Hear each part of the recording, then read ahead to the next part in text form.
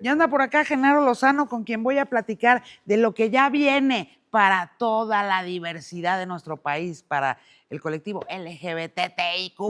En este mes del orgullo. En este mes, junio de la diversidad.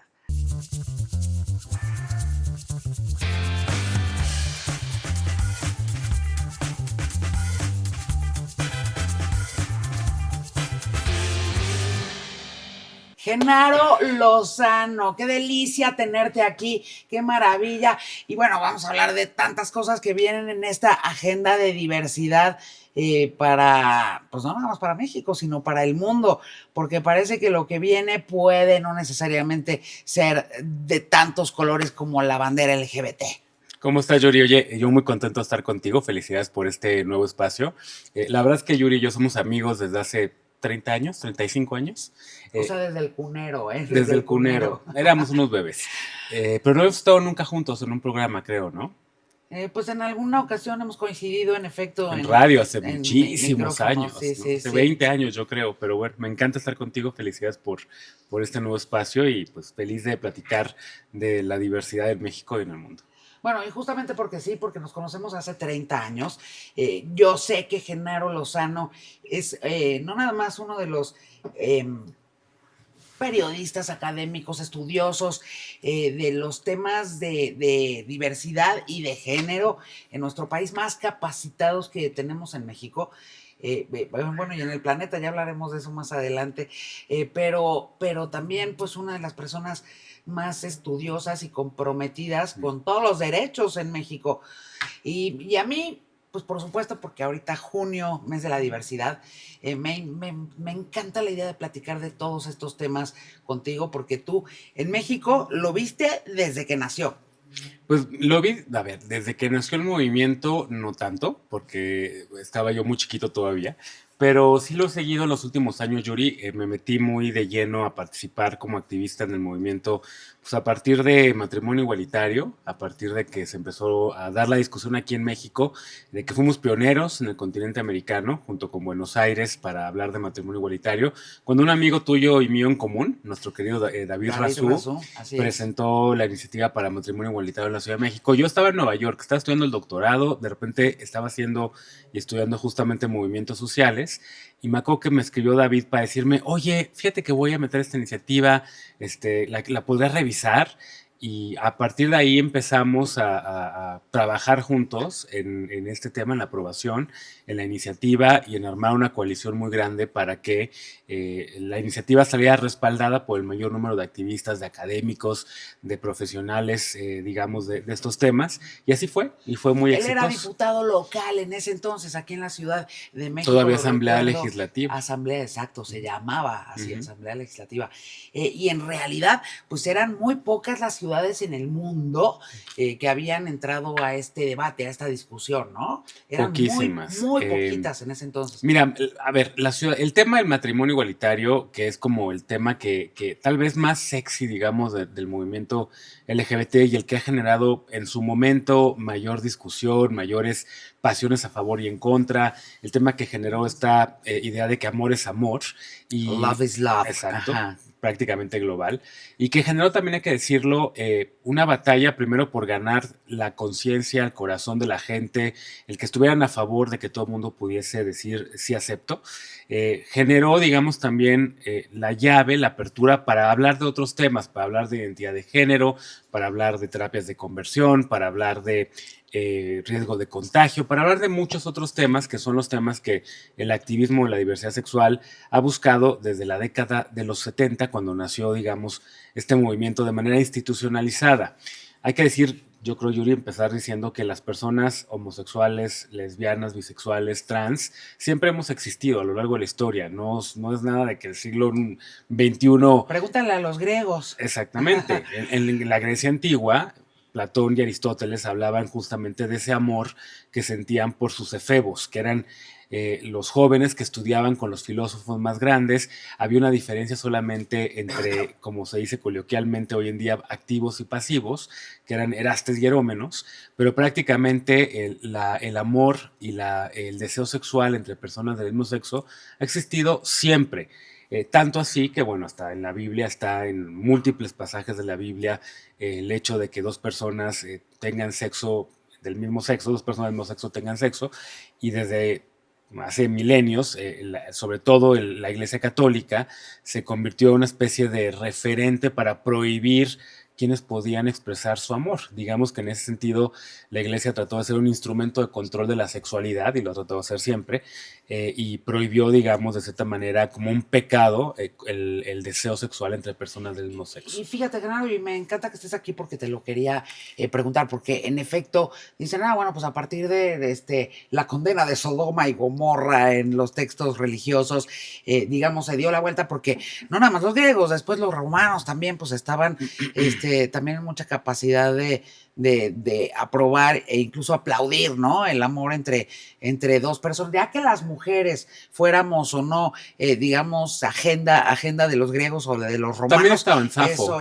Eso ya es, digamos, Sí. otra historia, pero no estábamos dentro de sus prioridades, ni en Grecia, ni en No, pero también en había Roma, ¿no? Safo, la poetisa de la isla Lesbos, escribía sobre el amor lésbico también. Entonces Así también es. estaba en la literatura, digamos, era algo como una conducta, no era punitiva, no estaba prohibida. Incluso en la Roma antigua, historiadores como John Boswell, que han encontrado que había lo que se parecía a una especie de realización de un matrimonio entre personas del mismo sexo. Había una fiesta, había un banquete, se celebraba el amor de dos hombres o de dos mujeres, eso sí, nobles, nada más, porque solamente se permitía que las personas de cierto estatus económico pudiesen adquirir, digamos, ese reconocimiento, ¿no? Pero es la Iglesia. Total que nunca ha habido en la historia de la humanidad todos los derechos para todas las personas, ¿no? No, nunca, nunca. Sí, siempre ha sido la historia de la humanidad, es la lucha por los derechos de manera progresiva.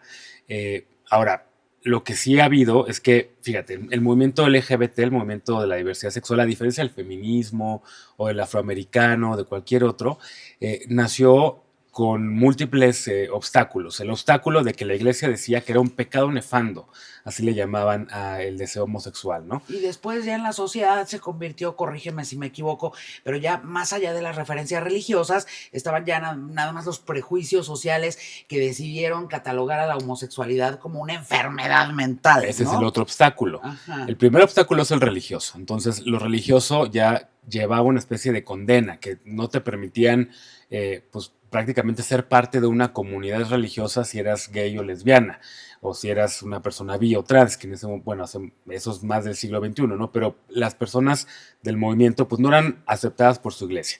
Luego, a partir del siglo XX, hay una patologización de la homosexualidad y le empiezan a decir que es una enfermedad. Entonces, además de no Mental. poder ser salvados de nuestra alma, tampoco estábamos enfermos, ¿no?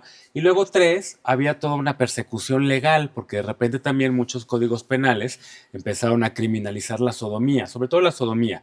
Entonces, con esos tres obstáculos, y además con un cuarto obstáculo, que para poder politizar a los movimientos sociales, pues uno siempre busca con tus ojos.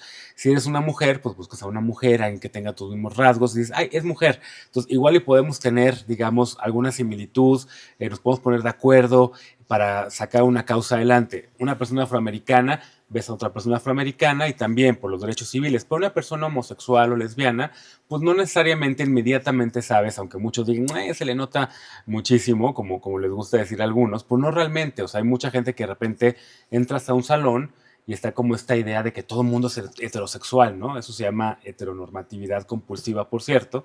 Entonces no te imaginas que otras personas son gays o lesbianas. ¿Y cómo puedes politizar si no es a través de, oye, si sobre todo en una sociedad como era Alemania en el siglo XXI, en el siglo XX, perdón, como era la España de la Inquisición, con el pecado nefando, o como era donde se perseguía, hoy en día en África, donde se persigue todavía a muchas personas incluso con riesgo de muerte. En Rusia, hombre. O en ¿no? Rusia, Ajá. en donde ha habido retrocesos. ¿Cómo politizas justamente esa identidad? Entonces, con esos retos, con el reto religioso, cultural y legal, y además del reto de no saber quiénes son, es como nace el movimiento institucionalizado de LGBT a partir de la década de los 60 del siglo pasado, ¿no? Oye, me encanta porque tú me platicabas muchísimo del movimiento de Harvey Milk, por ejemplo, ¿no? Ya hay película y en fin, véanla, está buena, ¿no?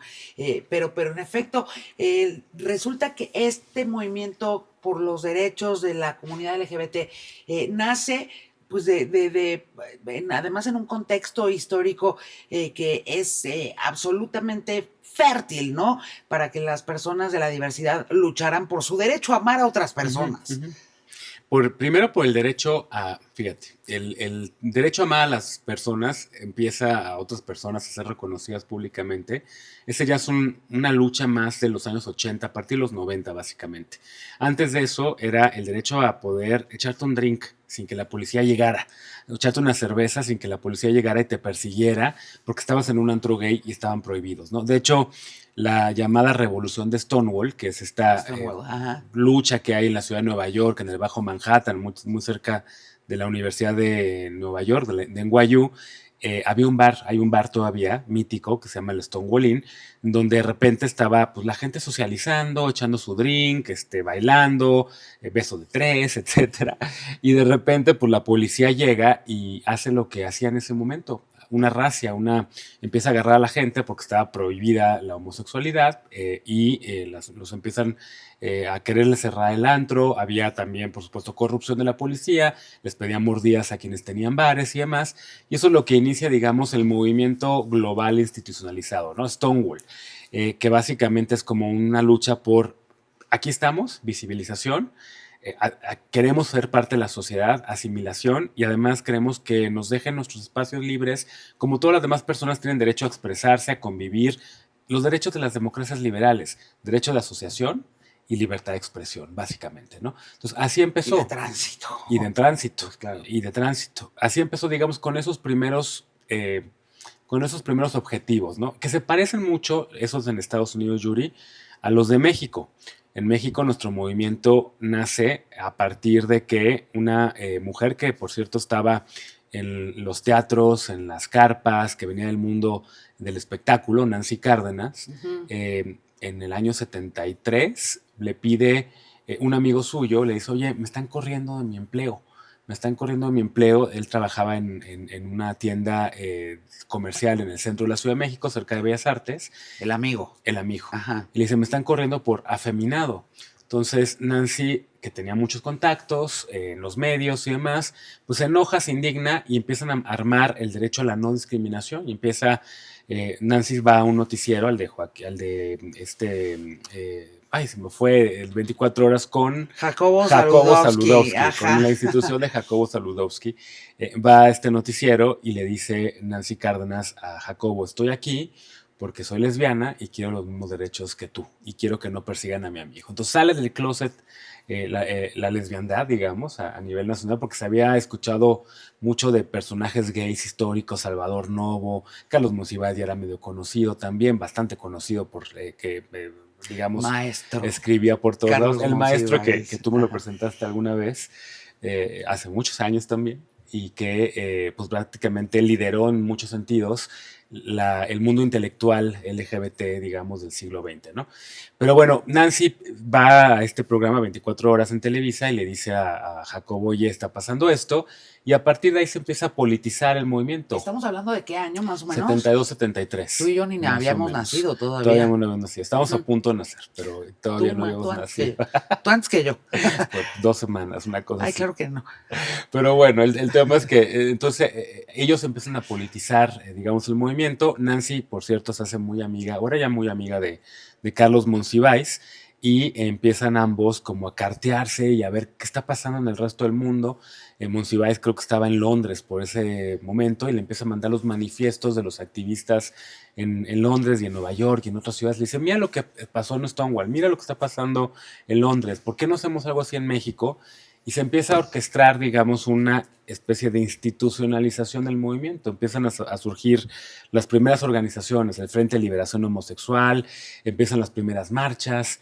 La primera marcha es en el 78, justo a raíz del aniversario, el 10º aniversario de la matanza de Tlatelolco, de los estudiantes. Así es. Y en 78, en Tlatelolco, de repente ahí ondea una banderita del orgullo dentro de la conmemoración de los 10 años de la matanza de Tlatelolco, y a partir de ahí la marcha empieza ya a hacerse cada año. En 79 ya sale por primera vez a exigir la no represión, la libertad de expresión, el derecho a tener lugares lúdicos, y demás, ¿no? Y empieza a ver como esta especie, Yuri, de mucho optimismo de que las cosas podrían cambiar, de que los estados podrían aceptar y asimilar a las personas de la diversidad sexual, porque además ocurre el ejemplo de Harvey Milk en Estados Unidos, la revista Time saca una portada con el primer soldado judío y gay que se sale del ejército estadounidense durante la guerra de Vietnam y sale del closet. Entonces como que de repente... fue aquel que decía, o sea, a mí me conmemoraron por matar a miles de hombres y me condenan por amar a uno. Exactamente. ¿Sí fue él? No estoy seguro si fue él, pero esa frase, fíjate que es hermosa. Hermosa, sí. Mira, la voy a buscar porque me suena, pero esa no te la manejo, fíjate. Pues sí, la vi hace muchos años en alguna historia que leí. Pero lo que hay es que empieza a haber como mucha presencia, mucha visibilización ya de la diversidad sexual. Harvey Milk gana unas elecciones en San Francisco para ser concejal, luego lo matan y evidentemente eso genera como mucho ruido. Se empiezan también a activar como el cabildeo para quitar del manual de trastornos mentales a la homosexualidad. Se empieza a hacer cabildeo en la Asociación Psiquiátrica y Psicológica Americana de Estados Unidos para quitarlo como una enfermedad.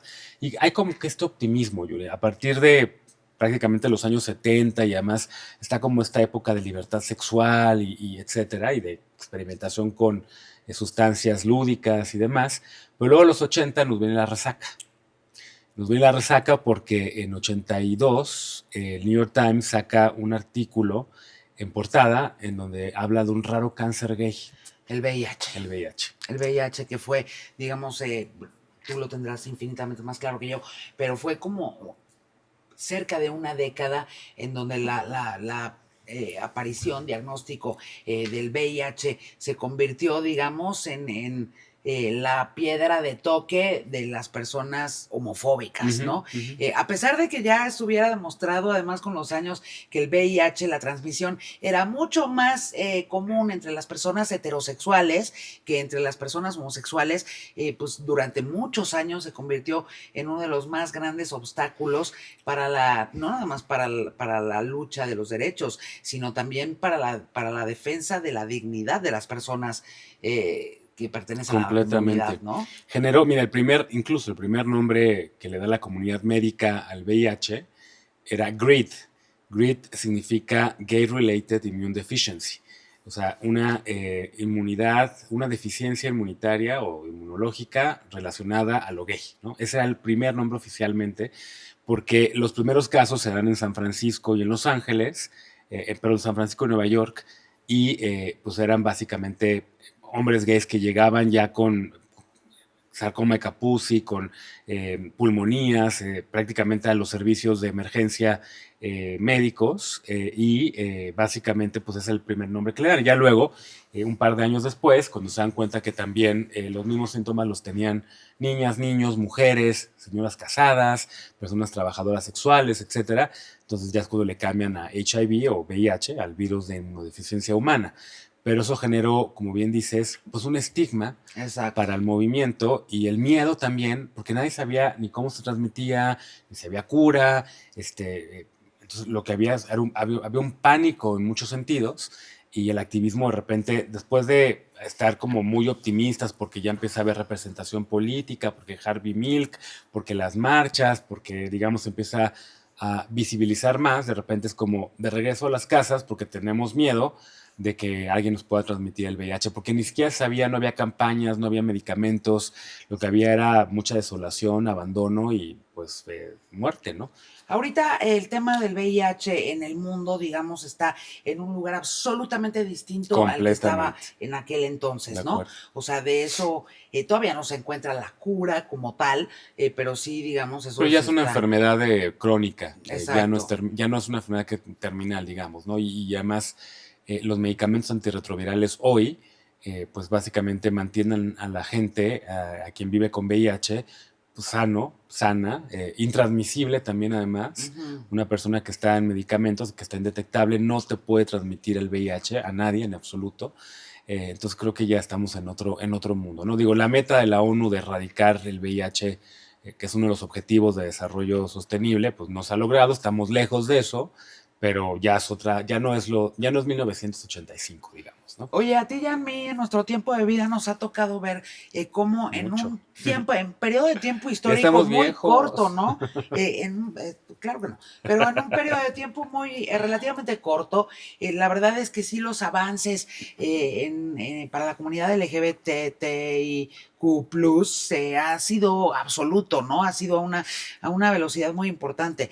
Sí, en efecto, el tema del matrimonio igualitario como digamos, la quintesencia del arranque de los derechos, no nada más en México, en el mundo, en Ujú, realidad ujú. ha sido muy rápido que prácticamente, al menos en Occidente, ¿no? En los países democráticos ha sido relativamente rápida la adopción legal de este derecho para las personas del mismo sexo. Ya vimos también que la adopción ha avanzado también en muchos países, México incluido. Hemos visto también que las famosísimas terapias de conversión, esas que hasta hace muy poco tiempo, y me parece que en la clandestinidad sigue ocurriendo, ahorita tú nos dirás, Genaro, en donde, no, niño, que yo voy a ir a que te curen, y te curan como, o sea, como si fuera la Edad Media, ¿no? Ujú, A ujú. trancazos prácticamente, afectando no nada más la integridad, la dignidad, sino también la integridad psicoemocional de decenas de miles de niños y niñas, ¿no? Pero eso ya también en México fue decretado pues como absolutamente Fueron prohibidas ilegal, por el ¿no? Fueron Congreso. Ujú. prohibidas. Sí. Y en fin, pareciera que es un camino que no termina, cuando de repente estamos viendo ahora sí que de reversa, mami, pues En muchos lados, claro. muchas tentaciones para echar abajo los derechos, Genaro. Y por supuesto, pienso ahorita en lo que está ocurriendo en Estados Unidos, en donde la palabra gay ya fue Ujú. prohibida en algunos estados, la palabra, trans también ya está así, digamos, como dispuesta a que la echen a la hoguera. ¿Qué está pasando, Genaro? ¿Cuáles son los peligros reales de que estas tentaciones regresivas se empiecen a concretar de entrada en un país como Estados Unidos y seguramente pues la tentación de que ocurra en el resto de los países occidentales pues va a encontrar leña para echarle al fuego, ¿no? Pues, a ver, los activistas creo que hemos aprendido a lo largo de los años que la historia no es lineal, ¿no? Que la historia, a pesar de que uno pueda celebrar que, por ejemplo, un país como México, eh, primero desde el año 2007 tenía sociedades de convivencia, luego matrimonio igualitario en el 2009 en la Ciudad de México, luego leyes de identidad de género en varios estados, luego esto se aceleró a partir del 2018 y prácticamente hoy para 2025 ya tenemos matrimonio igualitario en todo el país, identidad de género en todo el país, terapias de conversión están prohibidas en todo el país. Digamos que México está en la vanguardia del reconocimiento de derechos LGBT y prácticamente eso cambió en los últimos 25 años, que para el tiempo histórico es nada, en efecto fue muy rápido. Poquitito, claro. Empezamos el siglo con el mapa con las 31 entidades en blanco, sin nada de derechos, y en 2025 ya está todo, digamos, arcoíris, con muchos retos, con violencia, con de Sí, ahorita repente, hablamos de eso, porque la claro, agenda crímenes de pendiente, todo odio, eso es etcétera. exacto. Pero en efecto, creo que sabemos que el péndulo, digamos, sobre todo las ideologías, puede estar cambiante, como pasó en Estados Unidos, que después de 3 gobiernos demócratas, de Obama y luego Biden, pues llegó Trump con una agenda antiderechos, con una agenda en donde le quiere quitar a las personas trans la dignidad de poder ser reconocidas como mujeres o como hombres. En una que se está hablando también incluso de llevar el tema de matrimonio igualitario a la Suprema Corte para nulificar el avance del reconocimiento en Estados Unidos también, de que se están prohibiendo los shows drags, de que no se puede utilizar el lenguaje incluyente, de que le está pidiendo y obligando a las empresas privadas a sacar todos los temas de diversidad, inclusión y equidad. Digamos que cambió y tiene que ver un poco con la estrategia republicana y en específico de Trump, de ganar votos a través del pánico moral, a través del enojo de la gente, de que a lo mejor mucha gente se le hizo un exceso el reconocimiento de todos estos derechos porque no los entiende, porque no conoce a personas así y pues eso muchos políticos lo pueden tratar de politizar, ¿no? En el lado rudo, pues habría que decir, oye, yo pago los mismos impuestos que tú, ¿no? O sea, Claro. las personas que pertenecen a la comunidad y a la diversidad, exactamente Ujú. los mismos impuestos que quienes no, de entrada. Pero ¿por qué, Genaro, es buena idea transmitir a quienes no pertenecen a la comunidad LGBT que es buena idea, valga la redundancia y la repetición, pero que es buena idea también velar por los derechos de las personas que sí pertenecen a la comunidad? Yo creo que es un tema de dignidad y de empatía y de humanismo. Es esta idea de decir, oye, esta persona que está sentada al lado de mí, que a lo mejor no tenemos nada en común, a lo mejor esta persona es una persona de Chihuahua que mide un 80, a lo mejor es un hombre heterosexual, con un cuerpo hegemónico, digamos, muy fuerte, con hijos, casado con una mujer, pero esa persona tiene el mismo derecho, la misma dignidad ante el Estado mexicano que una mujer trans de Juchitán que no tiene educación primaria, que no tiene, digamos, reconocimiento de su existencia como ciudadana mexicana, y esa persona y este hombre, y este hombre que te mencionaba, hipotético de Chihuahua, tienen el mismo derecho y la misma dignidad de tener el acceso a la salud, de tener el acceso a la educación, de tener el acceso a amar a quien quieran y de estar protegidas y protegidos de una vida libre de violencia simplemente porque son humanos, simplemente porque son ciudadanas o ciudadanos del Estado mexicano. Y que además me imagino que también, pues cuando le logras transmitir a alguien que si tú atentas contra los derechos de una persona, tus derechos, los que sean, también pueden estar en riesgo, ¿no? Completamente. Pero, ¿cómo logras hacer que alguien entienda, por ejemplo, que el derecho de una mujer a interrumpir un embarazo, el derecho de una chica que fue violada en un estado como Guanajuato, en donde de repente, a ver, como paréntesis, en México a una persona que la violan, sea hombre o sea mujer, tiene que acceder inmediatamente a un tratamiento antirretroviral para evitar una transmisión de VIH. Y si O de es cualquier otra enfermedad de transmisión sexual, ¿no? es que los retrovirales solamente son para VIH, pero puede haber doxicilina para otro tipo de infecciones, ¿no? Pero si una persona con capacidad gestante, una mujer o una persona con capacidad gestante es violada, entonces también le tienen que dar la píldora del día siguiente para evitar un embarazo no deseado. Pero ¿cómo le haces entender a una persona que eso es un derecho? Que al margen de tu creencia religiosa, que al margen de que tú creas que un hombre trans es una aberración, ¿cómo le haces creer que ese hombre trans, esa persona con capacidad gestante que fue violada, tiene derecho a recibir estos medicamentos simplemente por su capacidad de ser una persona humana y porque eso es lo que dicta la ley en este país y es su derecho? Al margen de que tú seas un médico que trabajas en una institución de salud y que digas, yo no le quiero dar una pastilla del día siguiente a esta persona porque va en contra de De mis creencias. de mis Las que sean, creencias, sí.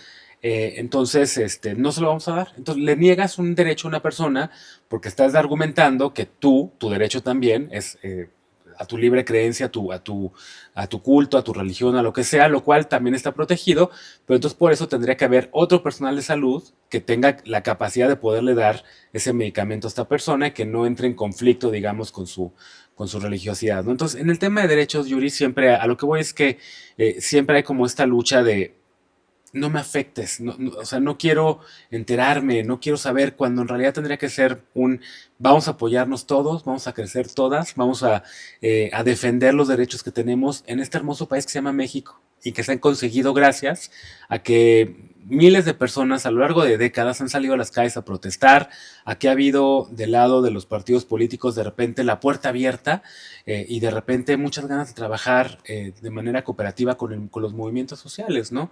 Como creo que es el caso hoy, como creo que con la presidenta Sheinbaum tenemos una muy buena aliada en estos temas, como fue en su momento también con Andrés Manuel López Obrador, que se aceleraron todos los derechos de la diversidad sexual a partir del 2018. Él aprendió, ¿no? O sea, aprendió López Obrador aprendió, no es como que él saliera a marchar y que dijera no, qué padre causa. No, incluso estuvo en contra ¿no? de sociedades de convivencia es en correcto, su momento. Por eso te lo pregunto. Ni siquiera en contra, o sea, él decía consulta, una consulta. Y recuerdo que ese fue el tema en 2005, cuando él era jefe de gobierno de la Ciudad de México, cuando se estaba discutiendo aquí en la ciudad sociedades de convivencia, que no era matrimonio, era una especie de unión civil. y que él decía, una consulta pública es un tema polémico, ¿no? Y el tema de la consulta, López Los Obrador lo derechos no se tuvo, consultan, ¿no? eso fue justa, Ajá. mira, ese era, digamos, el paradigma en 2006, cuando Álvarez y Casa era el comisionado de Derechos Humanos de la Ciudad de México y le contestó al entonces jefe de gobierno, los derechos humanos no se consultan. Y como que, digamos, ese ha sido el paradigma defendido por la comunidad de derechos humanos durante mucho tiempo, hasta, fíjate, aquí hay un cambio, hasta Irlanda. Irlanda aprobó matrimonio igualitario y aprobó interrupción del embarazo por una Con consulta. consulta. La ciudad de Los Ángeles también, en California también, perdón, se aprobó matrimonio igualitario y por consulta. Entonces, como que esto ha ido cambiando también. Los paradigmas siempre cambian, ¿no? Creo que lo escuché también con esta Altagracia que estuvo recientemente Ajá, contigo. Los paradigmas están hechos que para en el primer romperse. episodio de Ya Viene. Sí. Pues sí, Entonces, los sí cambió. paradigmas a través de la historia, del pensamiento humano, se han roto uno tras otro, tras otro, tras otro. Ahora, nada más déjame terminar lo de López Obrador, porque sí cambió su postura, Sí. como cambió la de Hillary Clinton y como cambió la de Barack Obama. A Clinton, cuando le preguntaban en el año 2001 si estaba a favor de matrimonio igualitario y ella estaba compitiendo por el Senado en Nueva York, ella decía que no, que eran uniones civiles. Barack Obama igual. Obama no defendió matrimonio igualitario sino hasta el 2012. Andrés Manuel hasta el 2018. En el 2018 sí ya fue con todo. Y fíjate que a mí esta historia la he contado varias veces, la escribí. A mí me invitó a trabajar en su equipo de transición en el 2018 para armar una agenda de diversidad sexual y de género en el equipo de transición. Ahí trabajé con Olga Sánchez Cordero y con Zoé Robledo y con Tatiana Cloutier. Éramos como los encargados, digamos, del área de política social. Y Andrés Manuel, me acuerdo de una conversación que tuvimos en Palacio Nacional, en donde yo le conté el tema de las terapias de conversión. Me dijo, no, hay que hacer todo para proteger a los jóvenes. No podía creer que siguieran existiendo estas terapias de conversión en México. Y por eso metimos una iniciativa con YAG, una organización LGBT, con Citlali Hernández, senadora de Morena en ese momento, con Patricia Mercado de MC y con esta Alejandra Lagunes del Partido Verde, que fue la que hizo que México prohibiera las terapias de conversión a nivel nacional, y creo que es el único país, junto con Canadá, del continente americano, estamos a la vanguardia también en eso. Andrés Manuel también decretó el Día Nacional contra la homofobia, lesbofobia, bifobia y transfobia en 2019. Que fue cuando te vimos a ti en la mañanera. Fue cuando fue la mañanera. Me acuerdo. También avanzó el tema de los antirretrovirales, el cambio, le llamábamos nuevo paradigma, para tener los medicamentos más nuevos. Luego vino la pandemia y hubo problemas de desabasto que sigue todavía habiendo, no nada más en México, sino en todo el mundo, y eso por supuesto que genera el enojo del activismo, que una persona llegue que no le den sus medicamentos, pues por supuesto que te hace enojar, pero los medicamentos en la ley ahí están y todo el mundo debe tener derecho a tener acceso a ellos. La ley es importantísima, Genaro, o sea, importantísima, y en efecto creo que habemos quienes hemos estado siempre a favor y empujando y tratando de que este tipo de cambios se reflejen en nuestra Constitución, en nuestras leyes secundarias, etcétera.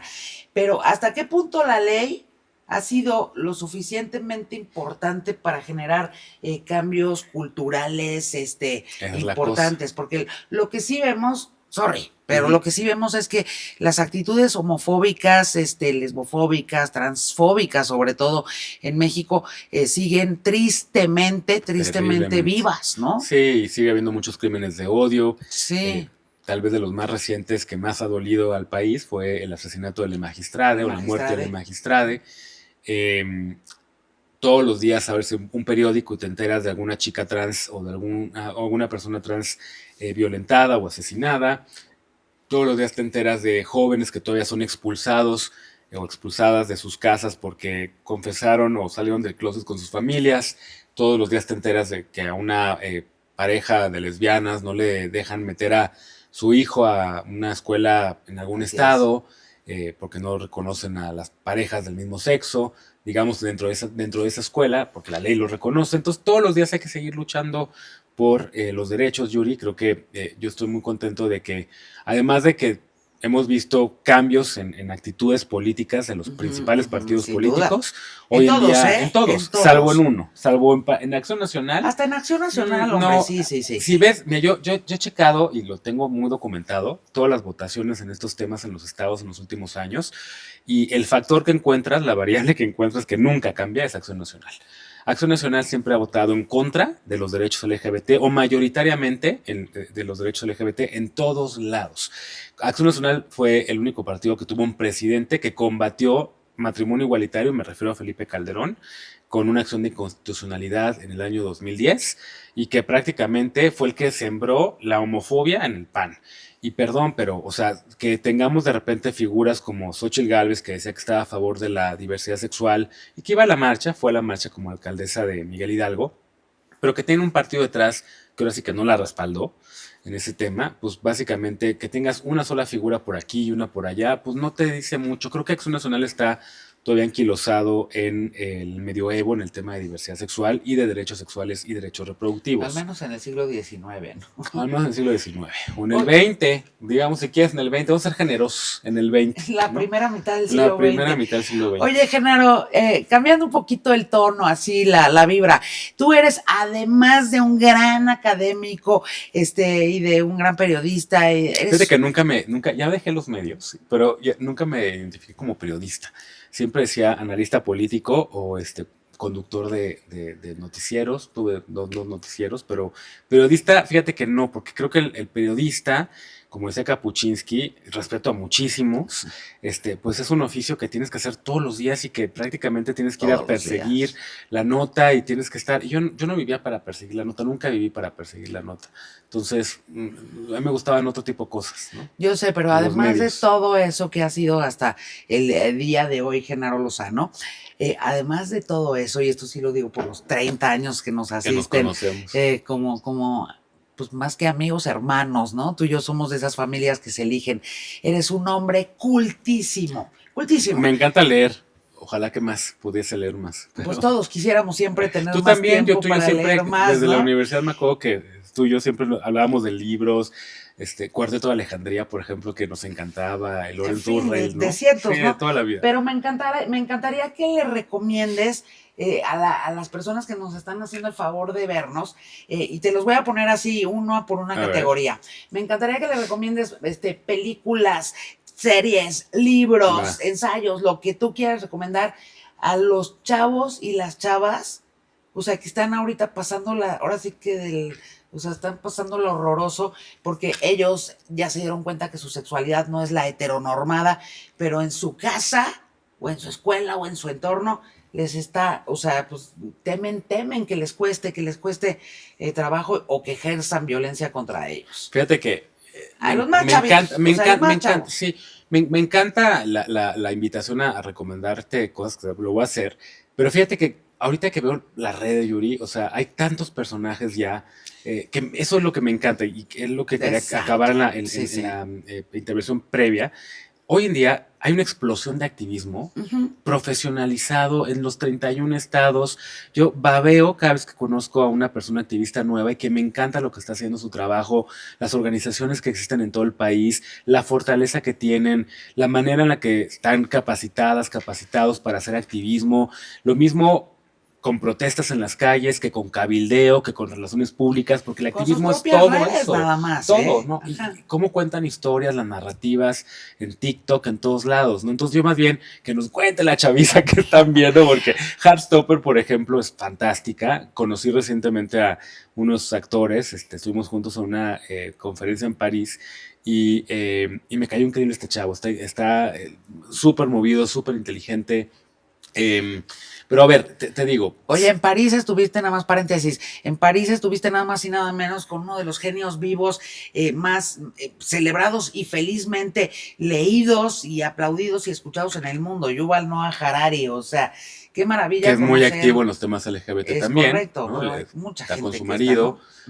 Hay mucha gente en todos los rubros, Yuri. Que le aporta mucho al mundo. Completamente. ¿no? Yuval además es un intelectual muy sólido y además también está muy metido en los temas de activismo LGBT. Pero así como él, hay muchas personas en todo el mundo que, fíjate, cuando yo crecí no veía estos referentes, ¿no? No estaban ahí, no había redes sociales, entonces de repente teníamos a Madonna, ¿no? Madonna era como, Madonna, es como, wow, nos hacía guiños y por eso la amamos, la reina y lo que quieras, pero no había como estos referentes públicos tan importantes como hoy en día los hay en todos lados, pero sí, sí, a ver, regreso a lo de las recomendaciones. Series, primero. Heartstopper está bellísima, está en Netflix, pero si quieres algo un poquito más vintage, yo diría que vean, aunque es un poco, hoy en día tal vez ya no va con el tema de la sexualidad, que es un poco agresiva, pero esta serie británica y americana que luego hizo uy, ahora se me fue el nombre, mira, mi Alzheimer, Omega 3, Genaro. es que, Es lo híjole, que hay que tomar. sí, sí, pero de pescado, no de aguacate, ¿no? ¿Cuál? Eso Queer dicen. as Folk. Queer as Folk, Ajá. exactamente, Queer as Folk, ¿no? Que era sexualmente, es muy, en muchos sentidos, algunos dirían que está violenta, ¿no? Ajá. Pero fue la primera serie que de repente todo el mundo veía y decía, wow, ¿qué está pasando? Dos besos, pero además hay sexo, ¿no? Impresionante. Junto con The L Word, que eran más o menos The L Word es contemporáneas, ¿no? bellísima Las también, series. sí. The L Word es un poquito más tranqui, ¿no? Es No, más. pero digo porque eran Sí, contemporáneas las sí, sí, son series. Ajá. contemporáneas, son muy buenas. Pero antes de eso, novelas. Hay muchísimas novelas hermosas. Christopher Isherwood, que es un escritor gringo estadounidense, que escribió básicamente en los años 30, 40, tiene unas cosas bellísimas también, donde habla no públicamente, digamos, no, un poco veladamente de su homosexualidad y sus amoríos y demás, y es hermoso todo lo que escribe Isherwood.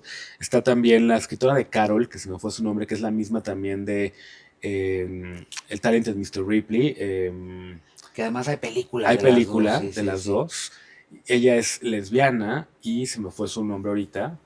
Pero es fantástica también, ahorita que me acuerde de su nombre, te lo digo. Pero en México puedes leer los ensayos de Carlos Monsiváis. Marta Lamas recopiló una serie de ensayos que tienen que ver con feminismo y temas LGBT. El libro se llama Misógino Feminista. El trabajo de Carlos Monsiváis fue fundamental en ese sentido. Hay películas como, bueno, Filadelfia, que es como esta película súper noventera y un poco dramática sobre el tema del VIH, pero también fue muy importante en su momento con Claro. Tom Hanks. eh, Dallas Buyers Club, también para el tema del VIH. Hay un libro sobre la historia de ACT UP, que es esta organización más importante en el tema del VIH en los años 80. Susan Sontag tiene unas historias también en torno al VIH, que también son muy, muy buenas, como la enfermedad y sus metáforas, se llama el libro.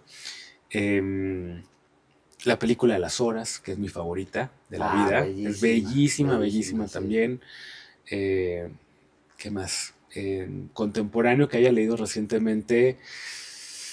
Hay una escritora trans estadounidense que me encanta, que escribió un librazo que se llama The Transition Baby. Ah, Muy me la polémico. recomendaste. Sí, no la he leído, Genaro, Buenísimo, no pero me la sabes. has No sabes. Está recomendado desde genial, hace, pero sí, sí, bastante sí, polémico ahorita varios con todo este meses. tema también de la cuestión trans, que es como, creo que ahorita el tema más contencioso en torno a los temas de diversidad sexual, ¿no? ¿Dónde está hoy en día el reconocimiento de las personas trans? Esta idea de que muchas personas no piensan, incluso dentro de los feminismos, que las mujeres trans tengan lugar en los feminismos, eh, o este retroceso en el tema del reconocimiento en muchos estados, ¿no? Entonces, sí hay, digamos, Yuri, todavía mucha tela de dónde cortar.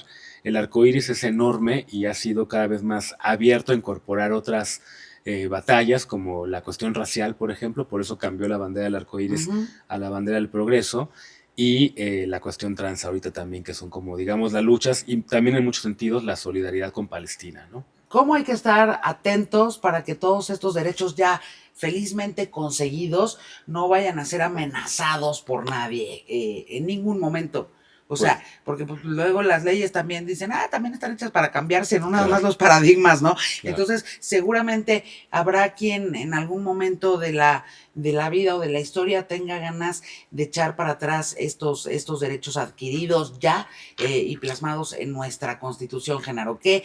O sea, ¿a qué hay que estar muy pendientes y cómo se puede evitar que, digamos, pues eso tenga insisto, regreso a los apetitos, seguramente habrá quienes electoralmente los lleguen a tener. Sí, yo creo que en México sabemos, muchas, que en cualquier momento, que todo lo avanzado, que todo lo logrado no es suficiente, que siempre necesitamos más, porque siempre las demandas, las necesidades de la sociedad, en todos sus rubros, en todas sus dimensiones, en todas sus identidades, siempre van creciendo. Y además tenemos el ejemplo de muchos países como Argentina, como Estados Unidos, como Hungría, como todo lo que ocurre todavía en África, como Rusia, como muchos lados en donde de repente dicen, ya se había avanzado tanto que de repente llega una opción política prometiendo justamente esos retrocesos y que hay gente que todavía las vota por estas opciones. Entonces, creo que en México el activismo, los activismos están muy conscientes de que hoy en día tenemos a una presidenta que es aliada de los temas, a un partido mayoritario que también lo es, a la mayoría de los partidos políticos también de este lado, pero que en cualquier momento puede llegar alguien y utilizar un enojo de cualquier otra causa, de la violencia, de lo que quieras, y politizar la identidad trans o la identidad LGBT para buscar votos. Para subirlas al mismo carro, aunque no tengan nada que ver, ¿no? Aunque no tengan absolutamente nada que ver, ¿no? Entonces, creo que una de las lecciones de este corto siglo XXI, que apenas lleva 25 años, apenas lleva un cuarto, es que todo ocurre tan rápido y tan inmediato que ya vimos en 25 años toda la historia de la diversidad. Por eso nació este proyecto, Genaro, porque estamos viviendo tiempos vertiginosos en todos los temas, en todos los terrenos, y justamente me encanta la idea de sentarme con personas como tú, que tienen clarísimo el panorama de qué es lo que ya viene, y que de eso es de lo que hay que hablar desde ahorita, ¿no? Completamente, mi Yuri. Yo no sé si yo lo tengo muy claro, porque de repente también la vida, lo bello de la vida es las sorpresas que nos da también de repente, ¿no? Entonces, podemos pensar, bueno, ahora viene esto, pero ahora con la inteligencia artificial y con tantas cosas que están cambiando tan rápido, pues a lo mejor mañana no sabemos ni qué viene, ¿no? Pero amo que haya este tipo de esfuerzos justo por empezar a pensar qué sigue, porque creo que lo que tenemos que hacer. ¿Qué te gustaría que siguiera para la agenda LGBT? Y con eso nos despedimos, Genaro. ¿Qué me gustaría? Pues, a ver, me gustaría que acabáramos de consolidar los temas que nos faltan, la protección de las infancias trans, sobre todo, que es un tema pendiente. Apenas hay 2 entidades que lo están tomando. Me gustaría que la gente LGBT llegue a buscar un empleo y que no la discriminen por eso. Me gustaría que la gente LGBT llegue a un servicio de salud y no le nieguen el acceso a la salud o la traten mal por ser una persona trans o una persona gay o una persona bi. Me gustaría que ya hubiese en todo el mundo, en todo México por lo menos, esta capacidad de tener empatía con la dignidad humana del otro. ¿Llegará el día en que estos temas ya no sean en absoluto relevantes? Ojalá, pero no creo. Yo creo que por eso la lucha, como dicen los activistas, sigue y sigue. Gracias, Genaro Lozano, qué maravilla tenerte por acá. De verdad que, te quiero. Y felicidades por toda la chamba que tú has hecho para esta, porque ha sido mucha. Ha sido mucha, pero ha sido muy colectiva. Me consta. Felicidades porque ha sido pues un estandarte muy importante para pues esta obtención de derechos aquí en nuestro país, y pues bueno, pues, conectado también con tantas otras latitudes en el mundo. Muchas gracias, Genaro. Gracias a ti.